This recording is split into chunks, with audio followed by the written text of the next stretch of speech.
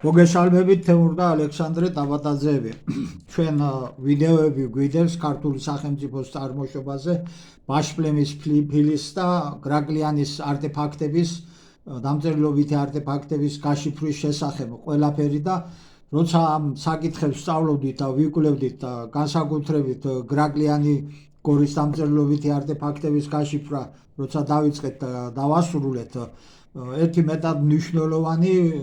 თანაძუცნაური საკითხი და ალბათ ძალიან საინტერესო დღის წესრიგში დადგა ჩვენს წინაშე, რომ ჩავთვალეთ მნიშვნელოვნად, რადგან მასზე თეიმურაზ ბატონიშვილსაც აქვს ცელი ინფორმაცია თავის წიგნში მოწოდებული და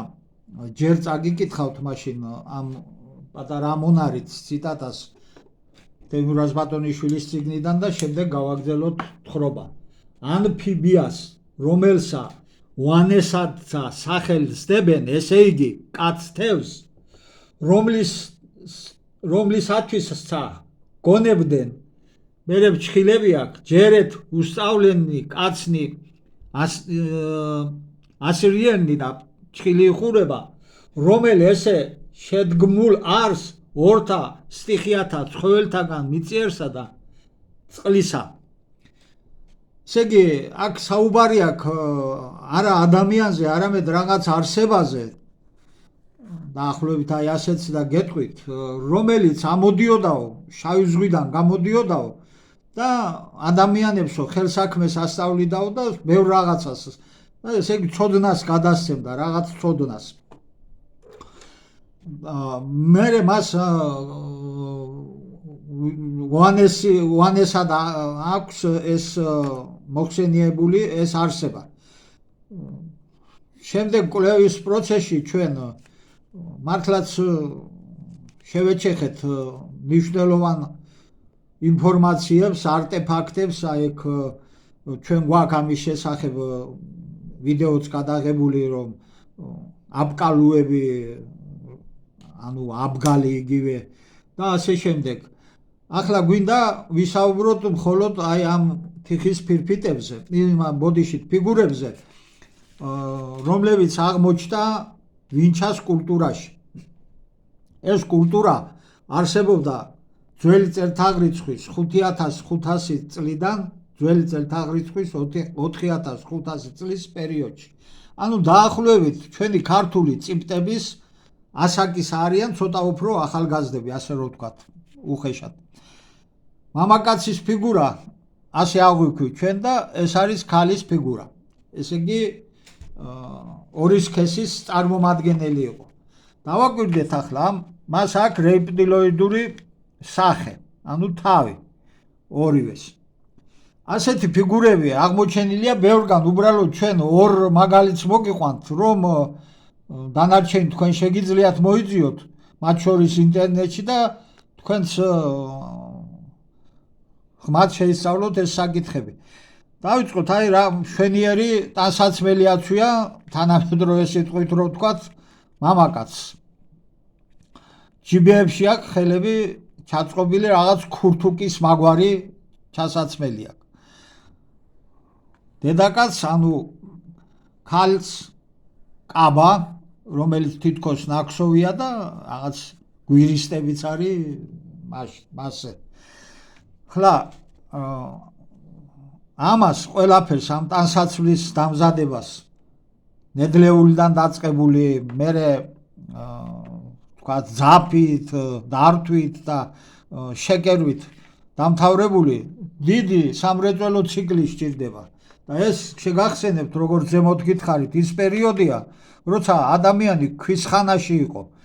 მოგეხსენებათ, რომ ძველი წელთაღრიცხვის 10000 წლიდან მეცნიერები ასეთ ათარიღებენ ნეოლითს, ანუ ახალი ქვის ხანას, რომელიც გაგრძელდა ძველი წელთაღრიცხვის 2000 წლამდე. ეს აზიასა და ევროპაში, ეგვიპტეში ცოტა უფრო ადრე დასრულდაო, 3000 წელს ვარაუდობენ ძველი წელთაღრიცხვის. ყოველ შემთხვევაში ეს ფიგურები, ვინჩას კულტურა სადაც იყო, ცივილიზაცია, ეს არის აღმოსავლეთ ევროპის დიდი ნაწილი, შავი ზღვის მთელი გაყოლება იქ აკვატორია და ადის ცენტრალურ ევროპამდე თითქმის დიდი კულტურა იყო სახლები თიხის უამრავი ათასნაირი არტეფაქტია ბევრი რაღაც აღმოჩენილი უბრალოდ ჩვენ აი ამან დაგვაინტერესა იმ ეპოქაში ადამიანები ცხოვრობდნენ ქვიშხანაში იმ ლოკალურ ტერიტორიაზეც ამიტომ ასეთი ტანსაცმლების შეკერვა მათთვის იყო წარმოუდგენელი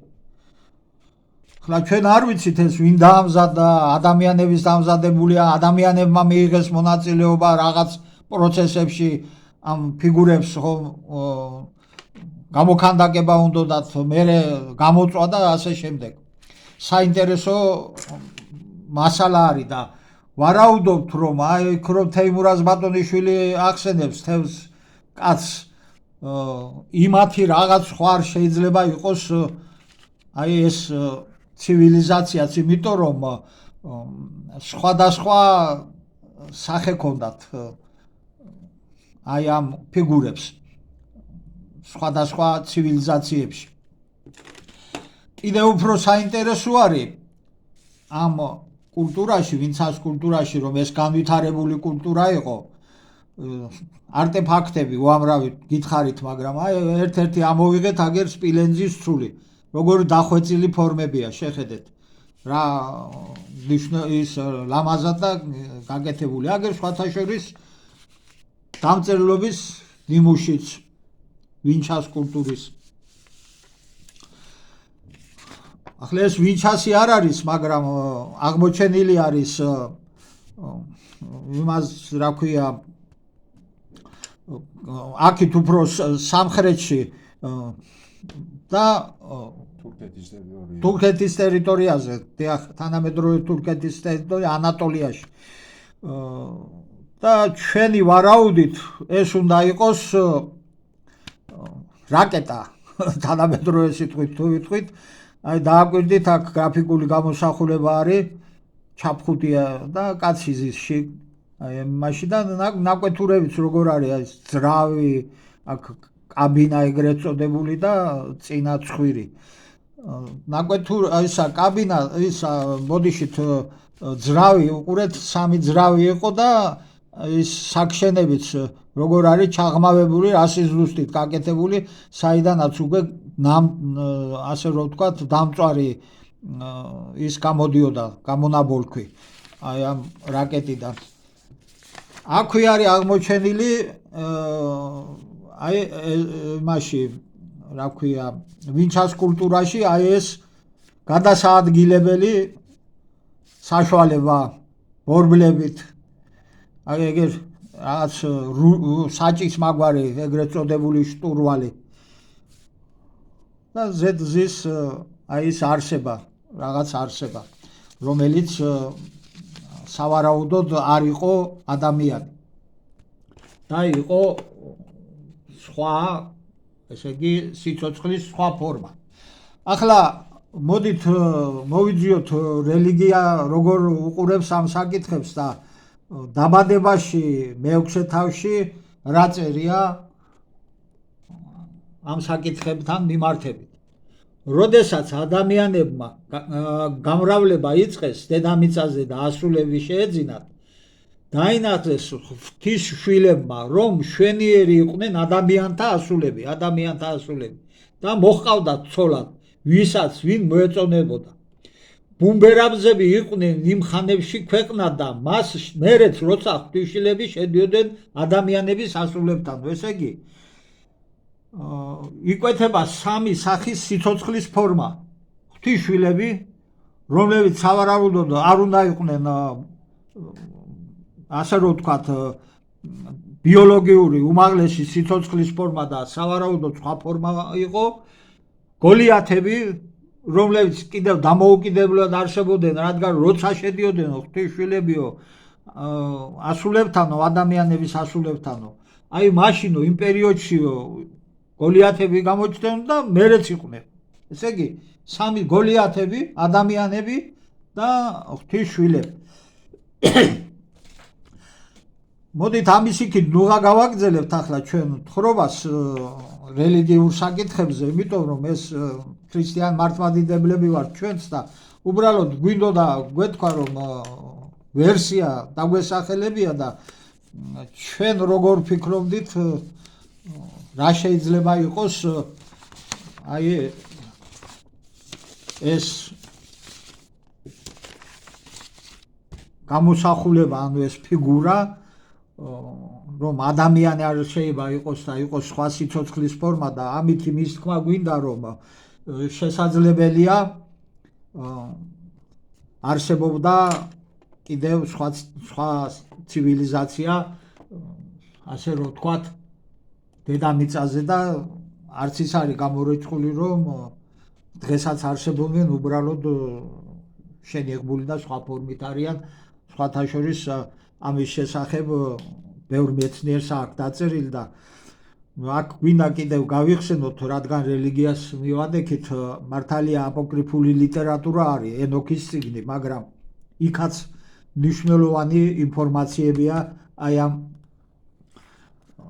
არამიწიერ ასე ვთქვათ სიცოცხლის ფორმებზე როცა წარღვნის პერიოდზე საუბრობენ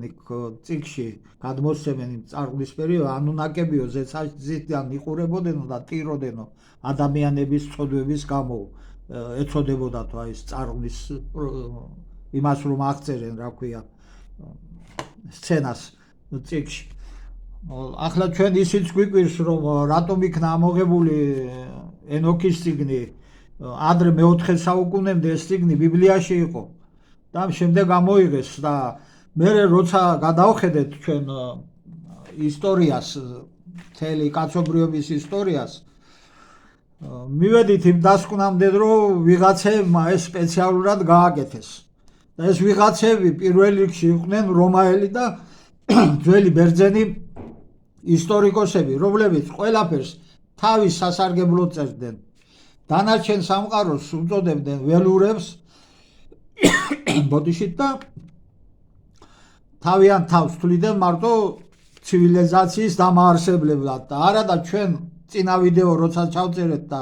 თქვით რომ ქართული სახელმწიფო როდის წარმოიშვა ეს არის ძველი წელთაღრიცხვით 2723 წელი და დადასტურებულად შეიძლება ამის თქვა ძველი წელთაღრიცხვის მაშინ არც რომაული ცივილიზაცია არსებობდა და არც ბერძნული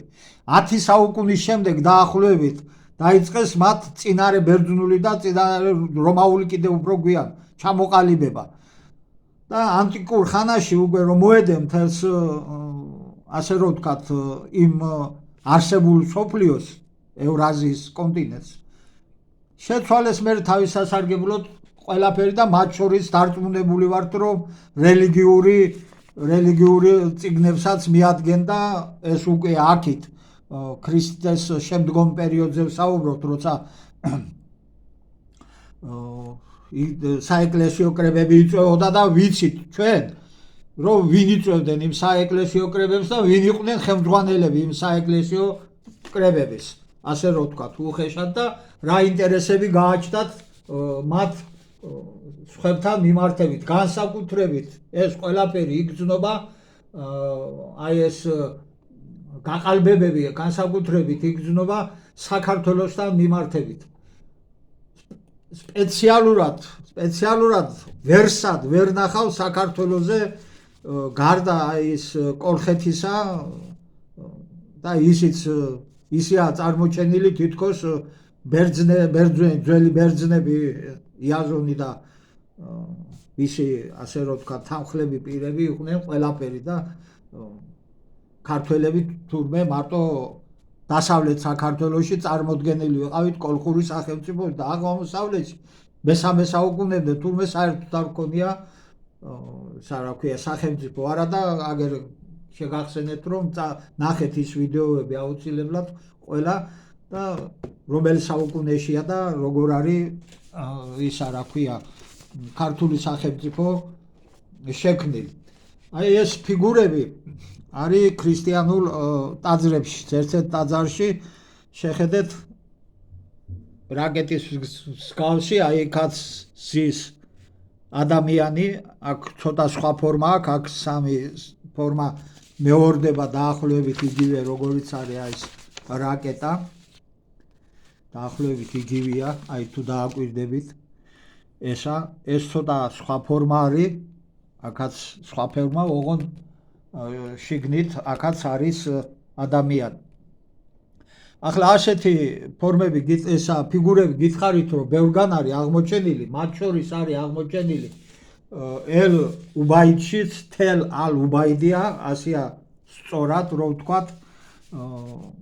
რომელიც განეკუთვნება ძველი წელთაღრიცხვის 26-ე საუკუნეს, მეცნიერებმა ასე დაათარიღეს და ეს კულტურა ძალიან ახლოს მდებარეობდა ტერიტორიულად გურთან, უძველეს ქალაქთან და რომელიც გაცილებით ადრე არის დაარსებული და ერიდუსთან. ამ ორ ქალაქს შორის არის ახლოს ძალიან და სულ რამოდენიმე კილომეტრში და იქაც არის თიხის ფიგურებია, პირმშოს აწოვებს რეპტილოიდის სახით ქალი, აი აგერ შეხედეთ რეპტილოიდის სახით, აი ის პირმშო და ძუძუს აწოვებს. აქ რაღაც ვარსკვლავები ვით აქვს, თითქოს მეჭეჭები თუ რაღაცა, აი კაბა აცვია და რაღაც ადამიანის მსგავსი. ახლა ეს აქედან გამომდინარე ამ ფიგურიდან ჩვენ იმიტომ ვივარაუდეთ ქალის და კაცის ფიგურა აქა. აი აქა იმიტომ ვივარაუდეთ, რომ როგორც ეთყობა გამრავლება შეეძლოთ ამათ დედამიწაზე. და აგერ არის მაგისი ნათელი მაგალითი, აი ეს ფიგურა. ბავშვსაც იგივე სახი აქვს, რაც ჰქონდა, რაც აქვს დედამისს, ანუ რეპტილოიდია და რეპტილოიდური სახი აქვს. ახლა ჩვენ როცა ვიკვლევდით გრაგლიანის გორისა და ბაშლების წარწერებს, გრაგლიანი გორაზე აღმოჩნდა კიდევ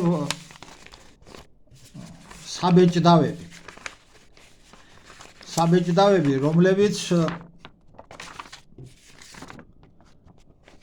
რომლებიც არის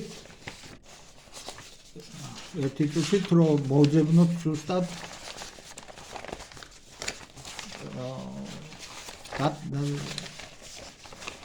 აი აგერ არის საბეჭდავები. აი ეს არის ძირების გამოსახულება. აი ეს საბეჭდავებია და მეცნიერები ვარაუდობენ, რომ ამაჩიო რამოდენიმე შუმერული უნდა იყოსო და ასაკში კი აქვს სხვაობა. ახლა ის არის გრაგლიანის წარწერა არის ძველი წელთაღრიცხვის 1018 წლის, ესეც დადგენილი გვაქვს და ვიდეოებშიც გვაქვს წარმოდგენილი, ხოლო ქართული სახელმწიფო შექმნილია ძველი წელთაღრიცხვის 2700 წელს დაახლოებით და ეს უფრო რამოდენიმე საბეჭდავია, უფრო ძველიაო, მაგრამ დავანებოთ იმას თავი, იმიტომ ჩვენ სხვა მიმართულებით გვაინტერესებს ამ საბეჭდავების ძირები. აი ნახეთ, როცა დავიწყეთ ამის შესწავლა, ახლა ამაზე ცალკე ვიდეოს ჩავწერთ, ამიტომ აქ ზოგადი სახით ვილაპარაკეთ იმასთან დაკავშირებით, რომ ერთიანი ცივილიზაცია რომ არსებობდა ადრე და რაღაც კავშირები იყო და მარტო ადამიანი რო არ იყო დედამიწაზე, იმ კუთხით ვისაუბრებთ და დანარჩენს აქ რო რა გამოსახულებებია, რომ ეს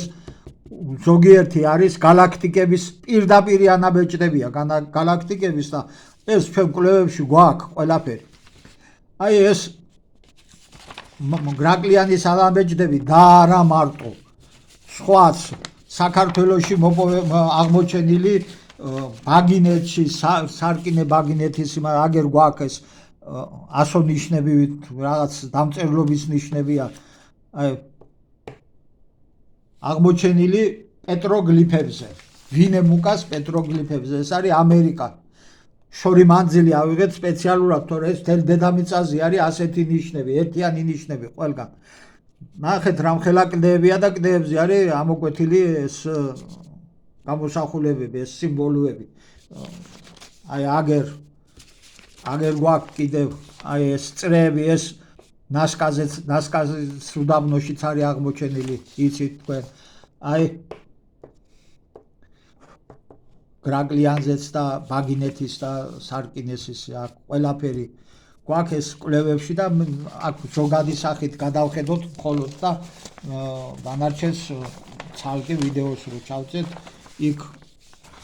სხვათა შორის აქ არის აღმოჩენილი ბორჯღალიც. აი ამ პეტროგლიფს, აი შეხედეთ ქართული ბორჯღალი. ახლა ქვის ხანის ადამიანს ევროპას ამერიკიდან ყოფდა ატლანტის ოკეანე და რომელიც არ იყო ისე ადვილი გადასაცური, რომ ქვის ხანის ადამიანს გადაეცურა ის. საინტერესოა, რატომ არის ეს ნიშნები, ეს სიმბოლოები, ეს გამოსახულებები მობნეული თერს დედამიწაზე, დაწყებული მიდან, რა ქვია, ალიასკიდან დამთავრებული აი პოლინეზიის და იმის კუნძულებამდე, ხვევით ავსტრალიაში და ასე შემდეგ. ეს არის როგორც ჩანს ერთიანი სისტემა იყო კაცობრიობის ერთიანი ისა და მართლაც ეს არსებები, მოდი ასე ვთქვათ, არამიწიერი არსებები რაღაც ფორმით ერეოდნენ ადამიანების საქმიანობაში და რაღაცებს ასწავლიდნენ და ბიბლიაშიც არის მინიშნება, როცა უხსენებელმა რაღაცები ასწავლა შემეცნების და იმის ნაყოფი აჭამა ხის ცოდნა მისცა ევას და ადამს და რატო გამოაგდო ღმერთმა იქიდან. ახლა გვინდა კიდევ ერთი მნიშვნელოვანი საკითხიც პარემ აქვე ვახსენოთ. აი ეს არის კონუსური ფორმა აქ ასე ჩანს ივრის ხეობაშია. ოღონ ჯერ არ არის ასე რომ ვთქვათ გათხრილი არქეოლოგების მიერ. ჩვენ ვარაუდობთ, რომ ეს უნდა იყოს გოდოლი, ნამდვილი გოდოლი. შეიძლება ვიღაცას გაეგიმოს ახლა, მაგრამ ამაზეც ჩავწერთ ცალკე ვიდეოს და დავადასტურებთ არგუმენტირებულად, რომ აი იმ გაყალბებას როცა ვიძახით ქამის მოდგმამ, როგორ და შემდგომ უკვე ბიბლიაში როგორ იქნეს ასაღული, როგორ წაიღო აქიდან საქართველოდან აი ეს გოდოლის ფორმაც, შენებლობაც როგორ მოხდა მეორადი გოდოლის და ასე შემდეგ, ყველაფერზე დაწვრილებით ვისაუბრებთ შემდეგ ვიდეოში. დღეს ალბათ ამით შეგვიძლია დავასრულოთ. კიდევ ერთხელ დასკვნის სახით შეგვიძლია ვთქვათ, რომ აი ეს არსებები თავისი გადაადგილების საშუალებებით, დამწერლობით დედამიწაზე თანაცხოვრობდნენ ადამიანებთან ერთად. სხვათა შორის ვინჩას კულტურა 1912 თუ 16 წელს არის აღმოჩენილი, კარგად არ გვახსოვს, არ არის მას დიდი პრობლემა ცოდვა, 900-იანი წლების დასაწყისში აღმოჩენილი და საბჭოთა პერიოდში ხომ ტაბუედო საერთოდ და შემდეგ გახდა ცნობილი, რომ არსებობდა ასეთი კულტურა და ჰქონდათ ასეთი მნიშვნელოვანი წინსვლა კაცობრიობის განვითარების ისტორიაში. ამით დავასრულოთ, ძალიან გთხოვთ გამოიწეროთ ჩვენი ვიდეოები, ნახოთ, ჩვენთვის ამას უაღრესად დიდი მნიშვნელობა აქვს, ეგ არის სტიმული ჩვენთვის, ამდენი ვიშრომეთ. დაახლოებით 3 წელი მოუნდით გრაკლიანის, გორისა და ბაშპლემის ფილის გაშიფრვას და ნაწილობრივ ჩვენ გვაქვს დაწყებული ფესტოსის დისკოს გაშიფრვაც. როგორც კი დავასრულებთ ამ დისკოს, საოცარი ინფორმაცია არის, აი თმები ყალყზე დაგიდგებათ პირდაპირ მნიშვნელობით, ისეთი მაგარი ინფორმაციებია ჯერჯერობით, რაც გავშიფრეთ და ვფიქრობთ, რომ სწორია. დაზუსტება უნდა ყველაფერს. დიდი მადლობა, გამოიწერეთ კიდევ ერთხელ და შემდეგი ვიდეომდე აუცილებლად სულ საინტერესო და საინტერესო საკითხებს წამოვჭრით.